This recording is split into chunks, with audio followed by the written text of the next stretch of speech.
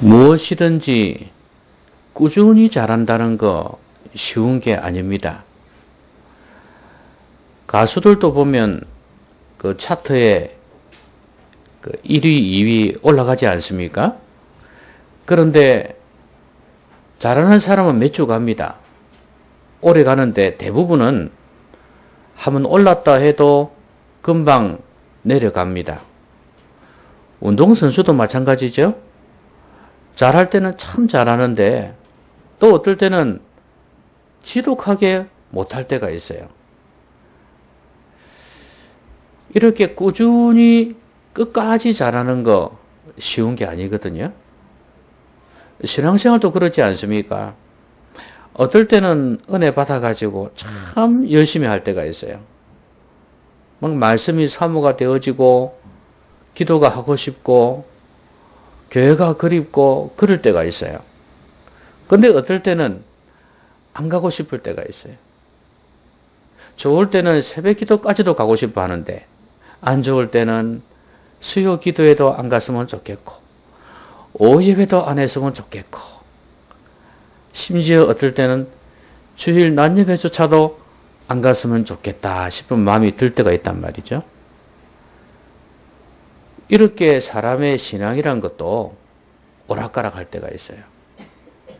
들쭉날쭉 할 때가 있단 말이죠. 근데 꾸준히 잘하는 사람, 이런 사람이 참 드물어요.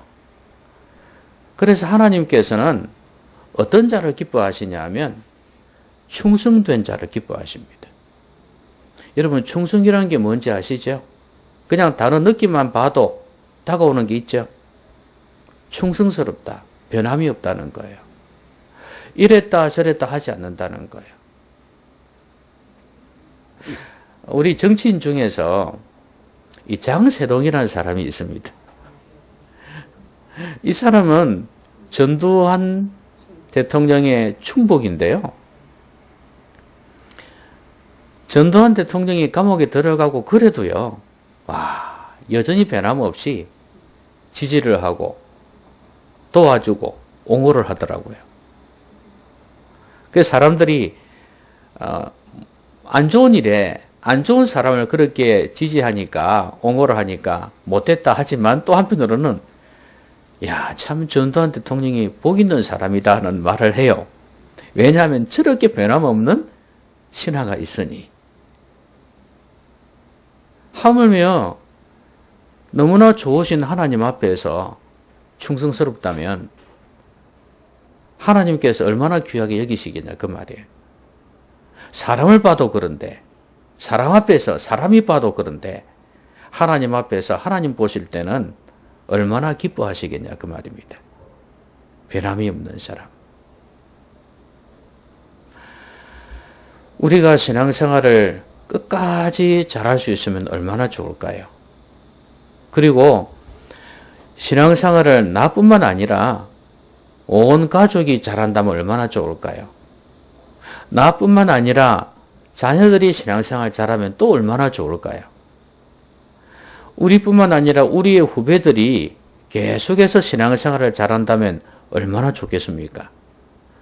그런데 그게 잘 안 된단 말이죠. 여러분, 부자가 보통 몇 대까지 가면 잘 가는 겁니까? 흔히 하는 말이 있죠. 3대. 부자가 3대를 넘기기가 힘들다고 그러거든요. 그럼 왜 그럴까? 아버지가 부자이면 그 자녀들이 조금 교만할 때가 있습니다. 그래서 열심히 공부를 해야 되는데도 불구하고 모든 걸 돈으로 다 해왔으니까 심지어 대학이나 학벌조차도 돈으로 좌지우지하는 그런 부자들이니 열심히 노력하고 최선을 다하고 정성을 다하고 진실한 그런 모습이 사라질 가능성이 많습니다. 그러니까 그 다음 세대는 그야말로 3대까지 내려가면 정말 부자를 찾아보기 힘들다는 거죠. 여러분 지금 최부자가 어디 가고 없죠? 경주 최부자 후손들이 있기는 있겠지만 지금은 뭐 그 최부자의 명성이 없잖아요. 온데간데 없어요. 이병철 회장이나 정조영 회장이나 이제 그 다음 이제 3대로 넘어가고 있는데 느낌이 별로 좋지를 않습니다. 대그룹 뭐 한진도 마찬가지 아닙니까? 이제 다 그야말로 말아먹는다면 좀 이상하지만 너무 안 좋은 이미지를 많이 주고 있고 아마도 힘들지 싶습니다. 가긴 가도 제대로 해낼까? 아니면 시스템이 바뀌어질 겁니다. 전문 경영인 체제로 갈 가능성이 많겠죠? 그 정도로 힘들다 그 말이에요.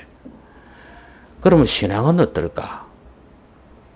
부모님이 신앙생활 잘하고 오랫동안 했습니다. 자녀들이 과연 신앙생활 잘할까? 물론 부모가 신앙생활 잘하면 자녀도 신앙생활 잘할 가능성이 많습니다. 하지만 부모가 신앙생활 잘한다고 해서 반드시 자녀들이 신앙생활 잘하는 거 아닙니다. 그러니까 부모들이 좋은 영향력을 끼치려고 해도 힘든데 그러지 않다면은 자녀 손, 그 다음에 손자, 손녀 세대에 가서는 더더욱 힘들다는 이야기입니다. 여러분 처음에는 그렇게 신앙생활 잘하고 순수하고 깨끗했던 그런 성도들이 변질되는 경우도 많고 그 다음에 그의 자녀들에게서는 더더욱 그런 모습이 드러나고 교회도 그렇습니다. 교회 초창기 때는 정말 가난하고 겸손한 마음으로 시작을 했다가도 시간이 지나면서 교회가 부유해지고 사람도 많아지고 재정도 튼튼해지고 그러다 보니까 결국은 신앙의 모습이 온데간데 없는 경우도 많이 있어요. 그 대표적인 경우가 라오디게아 교회 아닙니까? 아니, 우리 한국 교회가 그렇다고 볼 수 있지 않겠습니까? 그러니까 신앙생활을 끝까지 지속해서 다음 세대까지 이렇게 잘해 나가는 거 이거 쉬운 게 아니다 그 말이죠. 우리가 어떻게 하면 끝까지 잘할 수 있을까요? 끝까지 가는 게 중요한 게 아니고 그것도 잘해야 되는 겁니다. 그렇죠? 네, 끝까지 잘해야죠. 명예롭게 은퇴하는 선수나 가수가 있는가 하면 명예롭지 못하게 은퇴하고 그만두는 사람도 많이 있습니다. 그러니까 끝까지 가는 게 중요한 건 아닌 것 같습니다. 중요한 건 어떻게 끝까지 가느냐. 잘하면서 끝까지 가야지. 그래야 영광스러운 은퇴를 할 거 아니겠습니까? 우리가 하나님 앞에 서는 그날이 신앙생활을 은퇴하는 날입니다. 천국에서의 신앙생활하고는 다르죠. 그러면 마지막에 웃으면서 정말 잘했다고 칭찬 들으면서 우리 인생을 은퇴할 수 있는 방법은 없겠습니까?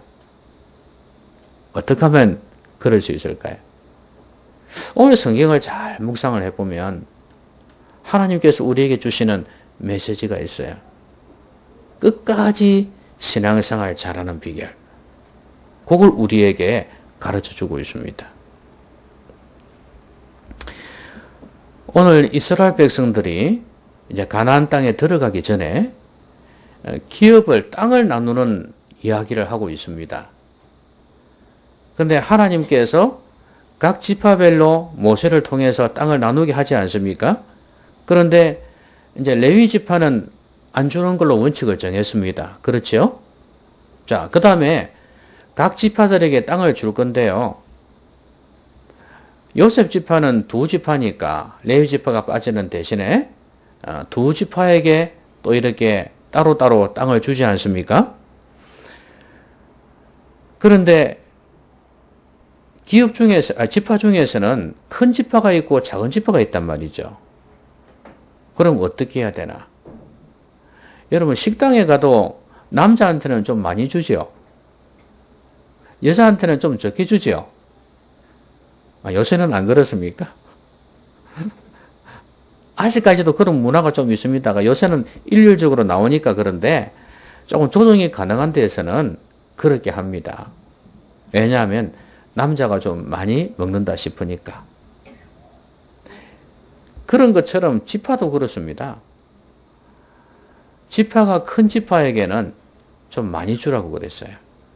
그리고 지파가 작은 지파에게는 적게 주라고 그랬습니다. 이 원칙을 딱 정해놨어요. 그러니까 나중에 뭐 누구한테는 적게 주고 누구한테는 많이 준다고 이렇게 불평을 하지 않을 거 아니에요. 그렇죠? 딱 원칙을 정해버렸으니까 처음부터. 그러니까 하나님께서 어찌 보면 이 싸움이 일어나지 않도록 하기 위해서 미리 그렇게 정하신 것 같아요. 여러분,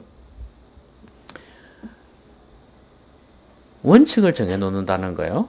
기준을 딱 정해놓는다는 거. 이게 신앙생활 잘하는 비결 중에 하나예요. 왜냐하면 어떨 때는 이랬다, 어떨 때는 저랬다 이렇게 하지 않게 한단 말이죠. 사람이 원칙을 정해놓으면 들쭉날쭉 하지 않아요. 아유 목사님 그러면 좀 더워도 넥타이 하고 오시죠. 목사님이 넥타이하고 양복 입고 오는 게 원칙 아닙니까? 그렇게 이야기할 수 있잖아요. 그죠? 근데 여러분 그렇게 원칙을 정해놓으면 돼요. 더울 때는 넥타이 안 한다. 무슨 말인지 아시겠습니까?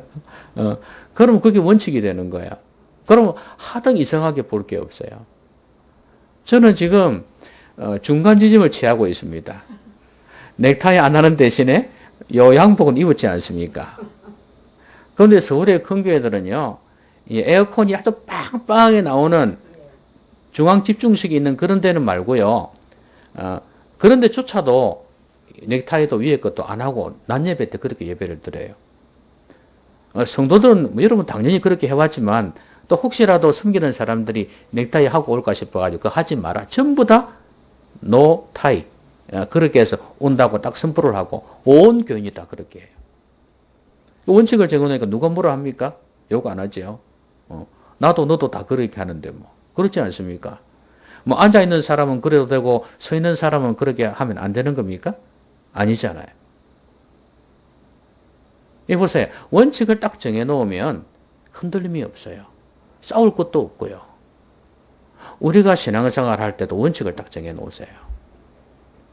저는 부부가 결혼을 할 때도 마찬가지라고 생각해요. 원칙을 정해놓으면 신앙생활 원칙을 정해놓으면 싸울 게 없다고 봐요. 그걸 밥 먹듯이 어기니까 문제지만 당신 결혼하면은 나하고 교회 반드시 나갈 거지? 원칙이죠? 그렇죠? 그럼 어떻게 해야 되면 나가야 되는 겁니다. 여러분 왜 사람들이 이혼을 안 하는 줄 아십니까? 특히 기독교인들은 자녀 때문도 있지만 결혼식 서약할 때 하나님 앞에서 뭐라고 서약을 합니까?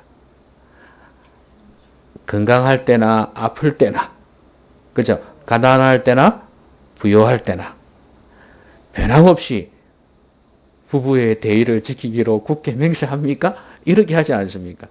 그것 때문에 그게 커요. 물론 그것조차도 뒤집어야 되는 경우가 생길 수가 있습니다.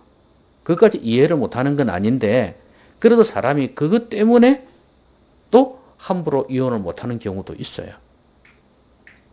이게 하나의 원칙이거든요. 원칙. 그래서 이 원칙을 지키는 게 참 중요하다는 거예요. 근데 내 삶이 혼란스럽고 하나님도 멀게만 느껴질 때는 그런 원칙이고 뭐고 다 없어져 버리지.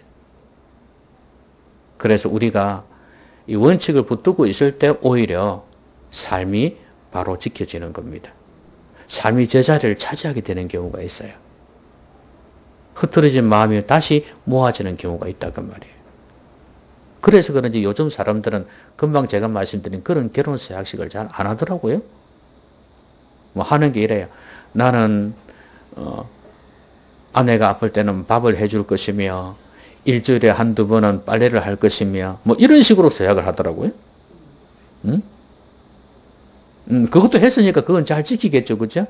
그러나 우리 어른들이 했던 거 옛날 사람들이 했던 그거는요, 인생 전체를 두고 하는 서약이기 때문에 더 의미가 깊어요. 까이고 뭐, 내하고 결혼하고 있을 때 이야기지, 뭐 헤어지면 내가 밥 한다 했나? 이래버리면 끝나는 거 아닙니까? 힘들 때는 뭐 헤어질 수도 있다 이래버리면 할 말이 없으니까. 그러니까 원칙이라는 것이 우리의 삶을 이렇게 잡아준다 그 말입니다. 여러분 신앙생활 할 때 원칙을 정하십시오. 끝까지 잘하는 비결입니다. 어떤 일이 있어도 주의를 지킨다. 정말 장례나 위급한 그런 경우 있지 않습니까? 진짜 중요한 일이 있을 때 있잖아요. 그런 경우에는 혹시 빠지더라도 나는 오후 예배는 드린다든지 최소한 아니면 수요 예배를 또 온다든지 이렇게 하고 그거는 어쩌다가 일어난 일이어야 되지 자주 하면 안 되는 겁니다. 그건 원칙이 아니에요. 그렇죠? 그런 원칙을 정해놓는 거예요. 그리고 하루의 기도는 내가 적어도 몇 분은 하겠다는 원칙을 정해놔야 되고 말씀을 내가 이렇게 묵상하겠다는 원칙이 있어야 되는 거예요.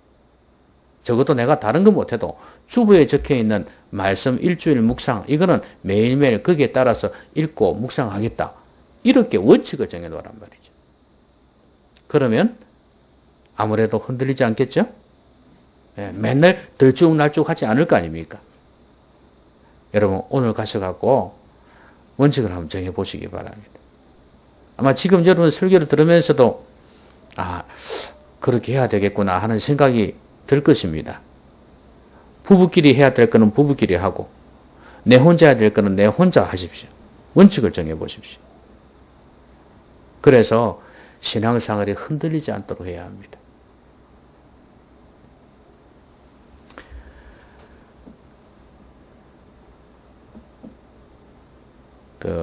멀리 가려면 빨리 가려면 혼자 가고 멀리 가려면 함께 가라 하는 말이 있죠.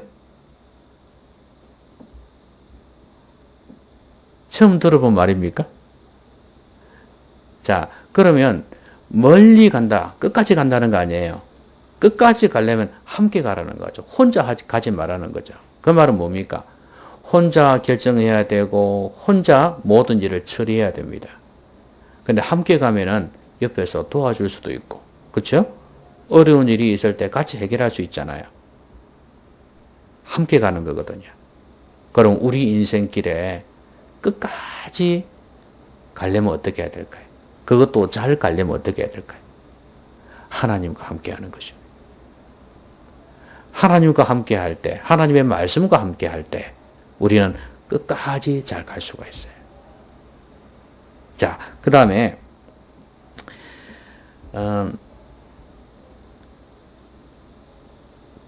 기업 나누는 이야기를 하면서요. 그 다음에 레위 지파에 대한 이야기를 해요. 그러면서 특별히 그 아론 이야기가 나오는데요. 아론에게 나답과 아비후와 엘르아살과 이다말이 났다 그랬죠. 자, 그런데 여기에 유명한 인물이 두 사람이 나옵니다. 누가 나옵니까? 나답과 아비후. 자, 그게 61절에 보니까 이 두 사람이 한 잘못이 있죠. 뭡니까? 다른 불을 여호와 앞에 들이다가 죽었더라 그랬죠. 여러분, 아론이 제사장 아닙니까? 그러면 이 자녀들도 제사장입니다. 그리고 제사장의 역할을 했습니다. 자, 그런데 이 사람들이 다른 불을 정해진 불이 있는데 그걸 드리지 않고 다른 불을 하나님께 드렸어요. 그래서 죽었습니다. 이게 뭘 의미하는지 아세요? 자, 이 두 사람이 누구 아들이라고요? 아론의 직분이 뭐라고요? 그것도 대제사장입니다. 이 아들인데 하나님의 법대로 하지 아니해서 죽었어요. 뭘 이야기하는 겁니까? 너가 대제사장의 아들이라 할지라도 그 자녀라 할지라도 하나님의 법을 어기면 죽는다 하는 것입니다. 여러분, 하나님을 두려워함이 있어야 돼요. 이게 우리의 신앙생활을 끝까지 잘하게 하는 비결이에요.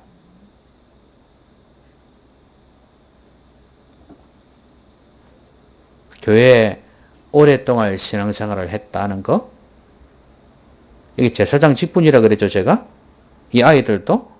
그러면 이런 제사장의 직분, 제사장의 가문이라고 해서 심판에서 예외가 되냐? 아니다, 그 말입니다. 똑같이 당한다는 거예요. 여러분, 교회에서 어릴 때부터 살아온 사람들은요, 좋은 점도 있지만 안 좋은 점도 있어요. 저는 중간에 예수 믿은 사람이기 때문에 그런 분위기를 몰라요. 그런데 교회에 너무 오랫동안 어릴 때부터 살아오니까 너무 익숙해져요. 친숙해요. 그래서 하나님을 두려워함이 없어요. 신앙생활 잘 못하고 있는데도 잘 하는 것처럼 되어 있어요. 왜? 신앙생활이 뭔가를 제대로 모르는 거예요. 교회에 나오고 예배하고 이런 교회 문화에 익숙해지는 게 신앙생활이라고 착각하는 거예요. 그래가지고 시간 지나면 나이가 들어가고 또 직분도 맡게 되고 그리 되면 자기는 그냥 신앙생활 잘하는 줄 알아요. 그냥. 신앙의 금수저. 신앙의 금수저인 줄로 착각을 해요. 특히 목회자 자녀들. 특히 장로 자녀들. 특히 권사 자녀들. 중직자의 자녀들이 더합니다.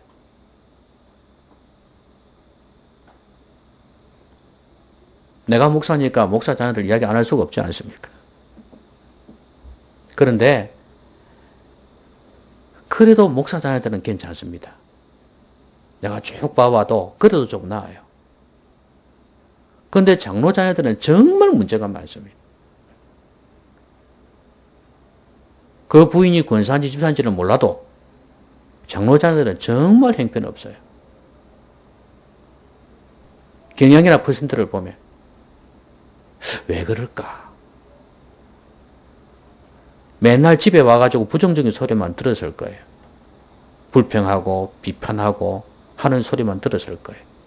그리고 그 부모들이 정말 깊이 있는 신앙생활 보여주지를 못했을 것입니다. 그런데 무슨 신앙이 들어가겠어요? 모양이나 형식은 다 보고 배웠는데 내면은 전혀 없어요. 여러분, 내가 목사 자녀라고 해서, 내가 장로 자녀라고 해서, 권사 자녀라고 해서 하나님의 심판이나 벌에서 제외된다? 천만의 말씀이에요. 두려워할 줄 알아야 됩니다. 하나님은 가차 없잖아요. 보세요. 너가 아무리 대제사장의 아들이라 해도 소용없다 이거예요. 너의 신앙은 너의 것이단 말이에요. 하나님을 두려워할 줄 알아야 된단 말이에요.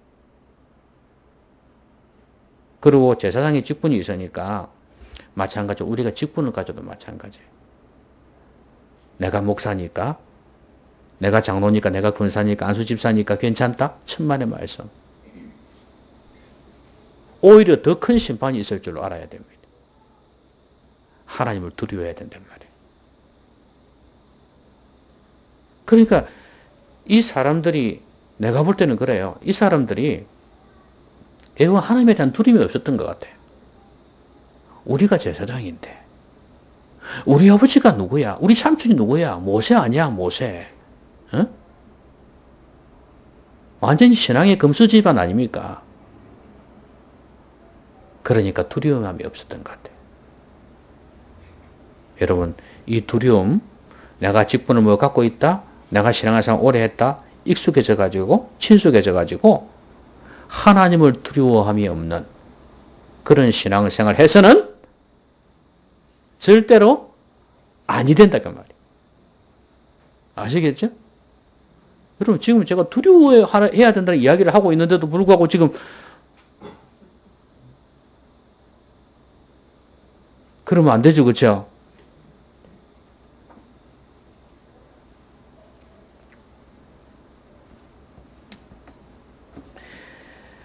자만은 금물입니다. 아까 제가 말씀드린 라오디게아 교회 그렇잖아요. 돈이 많으니까. 자만했어요. 하나님을 두려워함이 없어요. 신앙생활 잘하는 줄 알고 있었어요. 하나님께서 경고하셨죠. 내 입에서 너를 토하여 내치리라. 자, 그 다음에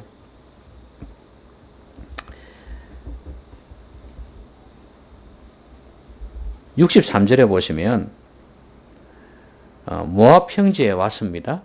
이제 강야를 다 거쳐가지고 모압 땅까지 왔어요. 이제 요단강 가까이 온 겁니다. 자, 여기에 와서 숫자를 계수했습니다. 계수했는데, 자, 여기에는 전 세대는 아무도 없었죠. 누구 빼고? 65절에 나와 있는데요. 여분네의 아들 갈렙과 눈의 아들 여호수아 외에는 한 사람도 남지 아니했다 그랬죠. 다 죽어버렸어요. 그러면 기성세대는 1세대는 다 죽었고 이제 이 두 사람 외에는 전부 다 다음 세대예요. 여러분, 왜 기성세대를 죽였을까요? 하나님께서? 왜 죽였을까요? 아시잖아요. 믿음이 없는 세대요. 불평, 원망을 밥 먹듯이 하는 세대 아닙니까? 그러니까 하나님에 대한 신뢰가 없는 거죠. 그래서 불평, 원망했지 않습니까? 우상 숭배하고 범죄하고 음행하고 이방신을 숭배하고 그랬지 않습니까? 자, 그래서 이 사람들을 죽여버렸습니다. 왜냐하면 이 사람들이 있으면 다음 세대가 그대로 본받기 때문에 그렇습니다. 하나님께서는 가나안 땅을 염두에 두고 있는 것입니다. 이 백성들이, 나의 백성들이 가나안 땅에 들어가서 정말 하나님의 나라를 아름답게 세우기를 원하셨는데 이 기성세대가 있어서는 안 되겠다는 거예요. 왜냐하면 나쁜 영향만 미칠 것을 알고 있었기 때문에 그렇습니다. 여러분, 우리가 이 말씀을 좀 명심을 해야 합니다.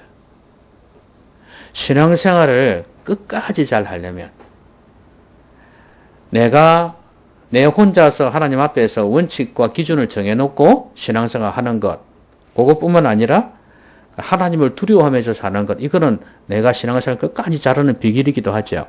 그런데 나뿐만 아니라 우리 후손들까지 계속해서 신앙생활을 잘하는 비결이 뭐냐 이거예요. 물론 그 다음 세대도 금방 말씀드린 것처럼 그렇게 살아야 돼요. 원칙과 기준을 가지고 있고 하나님을 두려워하면서 살아야 돼요. 그런데 이것이 계속해서 내려가려면 어떻게 되냐.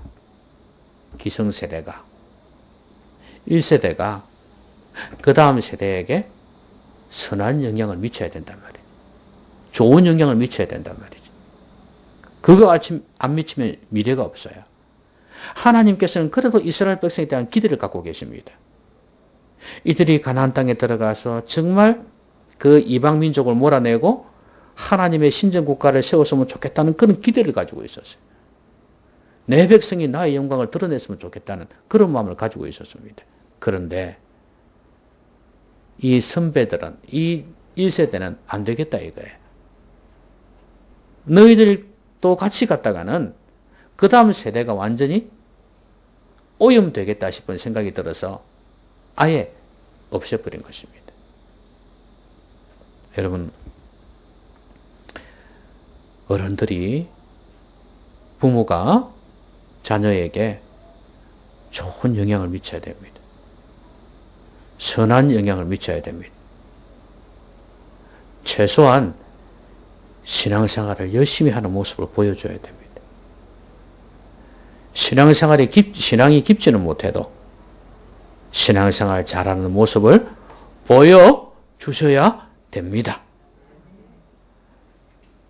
그리 해도 힘든데요. 그렇죠?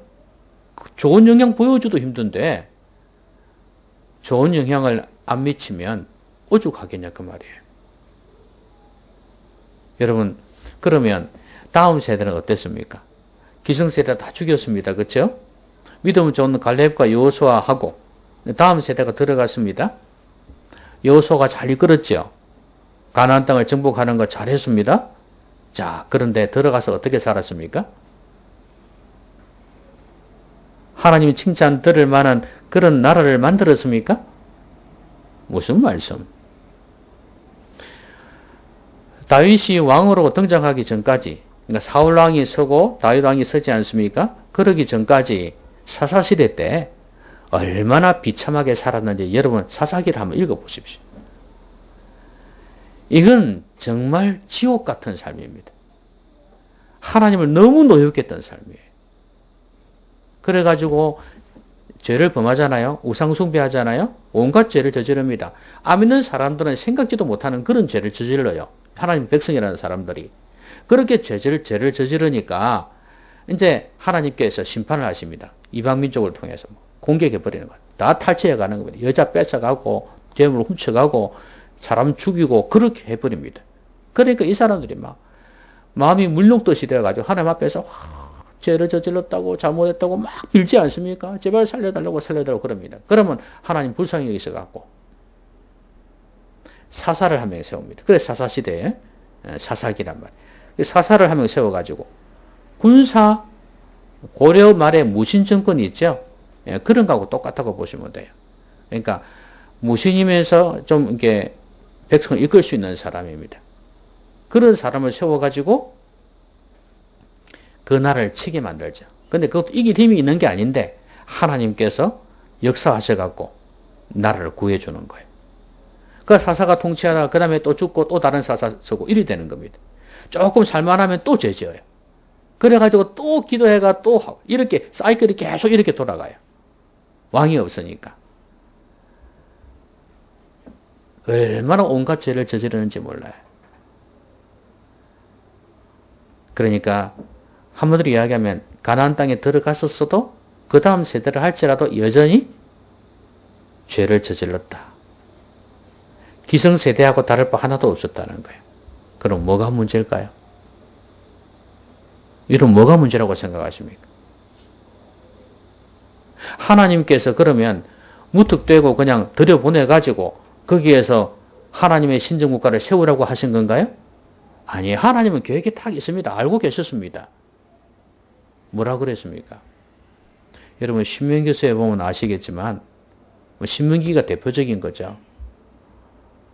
하나님의 말씀을 너희 자녀들에게 가르쳐라. 여러분 잘 아시는 말씀 있잖아요.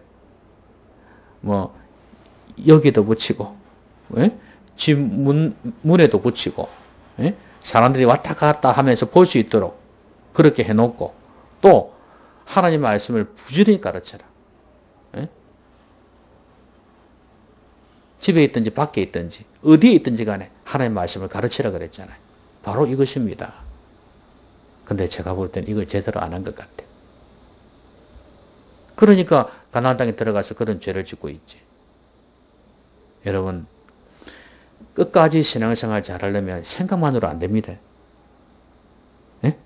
생각만으로 안 돼요. 여러분 살 빼려고 이제는 기름진 음식, 뭐 인스턴트 식품 안 먹어야지 그렇게 생각한다고 해서 잘 되던가요?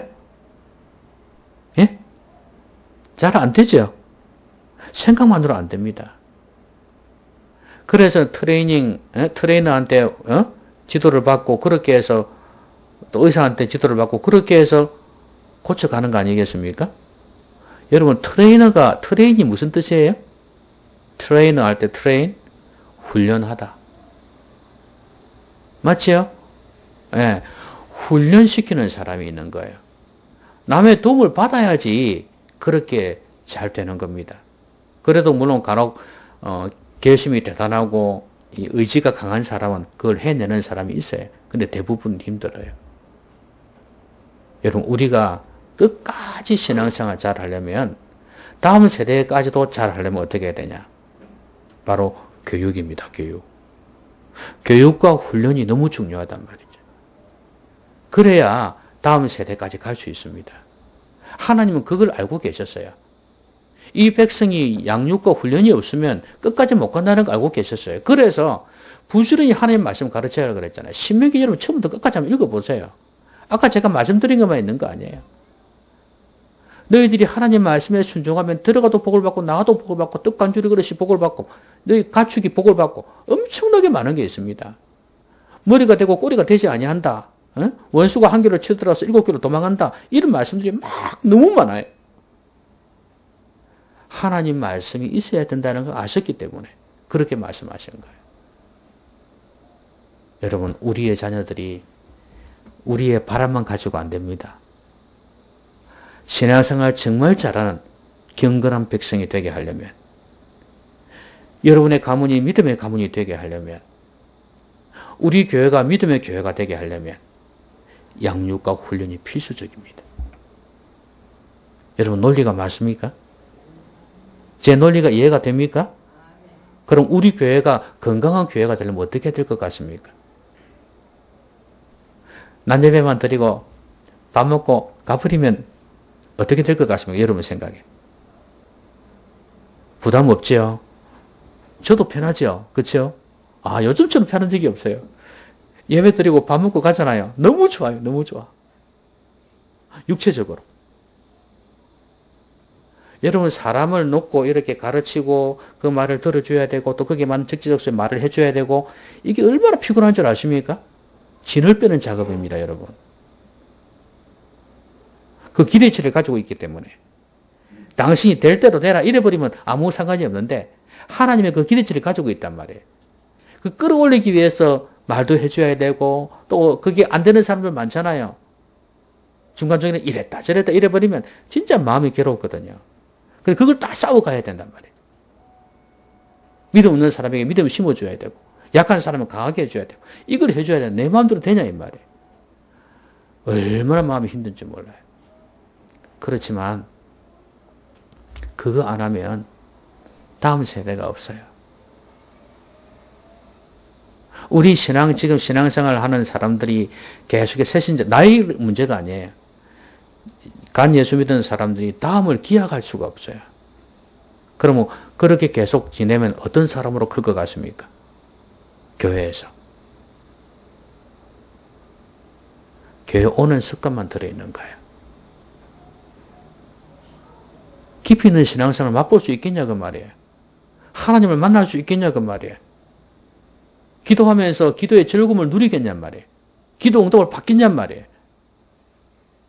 껍데기만 가지고 있으니까 나중에 삶에 어려워지고 힘들면 하나님도 아무 소용없더라 이래 되고 꼭 뭐하고 같아요. 수박 껍데기만 먹어보고 수박 맛없더라 이렇게 돼버린단 말이에요. 결정적인 순간에는 교회를 떠나게 되어져요. 이게 무슨 신앙생활이냐 그 말입니다. 영적이지 못하니까 교회 안에 육신적인 일들이 일어날 때 거기에 가담하게 되고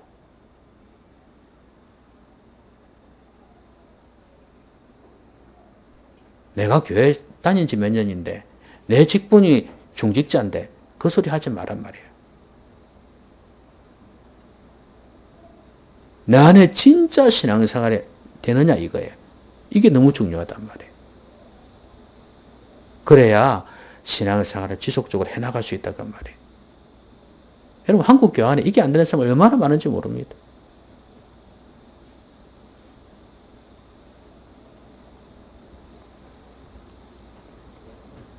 여러분 생각해 보세요. 젊은 목사가 와가지고 교회 수십 년 신앙생활을 했습니다. 물론 목사가 되려면 그것도 신앙생활 한두 해가 되는 거 아니지만 교회는 어릴 때부터 신앙생활 했죠. 60, 70 넘어간 사람 많이 있잖아요. 그런 사람이 있는데 목사가 와가지고 기도 생활은 그렇게 하지 말고 이렇게 해라. 말씀 생활 그렇게 하지 말고 이렇게 해라. 헌금 생활 그렇게 하지 말고 이렇게 해라. 그러면 여러분 어떻게 반응할 것 같습니까? 목사님 말씀이 맞네요. 하나님 말씀이 그렇게 일러주시니까 말씀에 순종해야죠. 그럴 것 같습니까? 겉으로는 그렇게 합니다. 겉으로는. 체면이 있으니까. 속으로는 아니다 그 말이에요. 웃기고 있네. 네가 살아봐라. 되는지. 니는 목사가 돼서 아무것도 모르지. 세상 살아봐. 그래도 돈이 최고고. 웃기고 있네. 속으로 그렇게 하고 있습니다. 그래서 그 말씀이 안 들어갑니다. 그러면서 뒤에서 엉뚱한 생각을 하고 있어요. 그리고 결정적인 순간에는 등을 돌리게 됩니다. 목사를 통해서 말씀의 은혜를 받고 거기에서 영적인 감동과 감화가 있는 사람은 절대 그런지 못해요. 그게 안 됐기 때문에 그런 거예요. 얼마나 중요한지 몰라요. 말씀 맺겠습니다. 끝까지 잘하십시오. 한순간 잘하는 거는 절대 사람을 끌지 못합니다. 하나님께서도 그렇습니다. 변함없는 충성된 자를 원하신다는 거. 그러려면 기준과 원칙이 있어야 돼요. 여러분, 기준과 원칙이 있습니까? 아유, 말씀이 원칙이죠. 뭐 말씀이 원칙이죠. 그럼 어떻게? 말씀이 원칙이다 하는 원칙을 가지고 있습니까? 하나님의 말씀을 원칙으로 정하려면 말씀을 잘 들으셔야 되고 설교를 듣는 가운데 원칙을 정하셔야 되는 겁니다. 그리고 말씀을 묵상하면서 원칙을 정하셔야 되는 겁니다. 적용이 없는데 무슨 원칙이 정해집니까? 그리고 교회 생활하면서 신앙생활의 수칙, 원칙을 정해 놓으시라고. 이거는 말씀이 아니고 말씀을 적용하는 하나의 그 필드라고, 분야라고 보시면 됩니다. 그 영역에서 내가 이렇게 하겠다는 원칙을 딱 정해 놓으시라고. 그리고 흔들림이 없어요. 의지가 약한 사람들일수록 원칙이 있어야 됩니다. 그 다음에 하나님을 두려워해야 돼요. 제사장 아들이라도 소용없습니다. 목사 자녀라도, 장로 자녀라도, 권사 안수집사 자녀라도 소용없어요. 아무리 직분자의 자녀라도 내 신앙은 내 것입니다. 하나님을 두려워하면서 하셔야 됩니다. 나도 벌 받을 수 있구나. 나도 하나님 앞에서 심판받을 수 있구나 하는 생각하셔야 됩니다. 그래야 하나님의 신앙생활 끝까지 못해요. 그리고 다음 세대, 다른 사람에게 선한 영향력을 미쳐야 된다. 그러기 위해서는 결국은 우리의 자녀들, 우리 다음 세대, 교회 다음 세대는 이 교육, 양육과 훈련이 없이는 절대 안 됩니다. 이거야말로 우리를 하나님의 백성으로 굳게 세우는 비결입니다. 껍데기만 가지고 있다가 나중에 그냥 다 날아가 버리는 그런 신앙생활 해서는 안 된다고 말이에요. 교회에서도 그렇게만 놔두면 나중에는 다 날아갑니다. 여러분이 교회를 걱정하는 만큼, 교회가 잘 됐으면 좋겠다는 마음 가지는 만큼 이 일을 중요하게 생각하고 기도하고 동참하셔야 됩니다.